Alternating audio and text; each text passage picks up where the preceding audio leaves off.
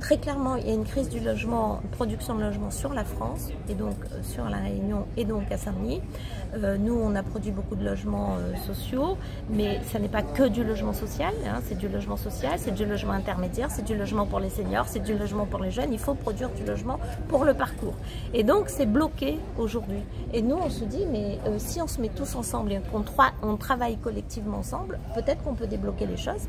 C'est l'idée de ce comité de pilotage. Donc, on rassemble ceux qui financent, les entreprises, les bailleurs qui programment, les services de l'État et les services de la ville. Comme ça, au lieu de laisser les choses se bloquer, eh ben, on se réunit et on va faire des ateliers pour regarder qu'est-ce qui bloque, comment on peut débloquer. On va être très opérationnel. Là, on ne fait pas de livre blanc, de livre orange, de livre rouge.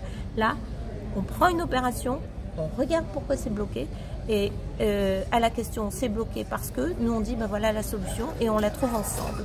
Voilà, c'est très pragmatique, mais en même temps, moi je me suis dit, on ne peut pas attendre à chaque fois que les réflexions viennent de Paris ou d'un ministère ou je ne sais d'où, ça prend des mois, des années, et puis pendant ce temps-là, les familles attendent. Donc nous, on va trouver nos solutions là très concrètement sur le terrain ensemble.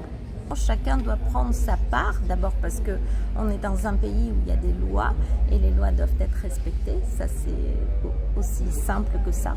Donc si le législateur a dit qu'il y avait des taux à respecter pour construire des logements sociaux, tout le monde doit respecter cela. Et ça n'est pas le cas aujourd'hui. C'est très important parce que nous, par exemple, à Saint-Denis, on a 18% de notre offre de logement social sur la ville qui est occupée par d'autres personnes, d'autres villes.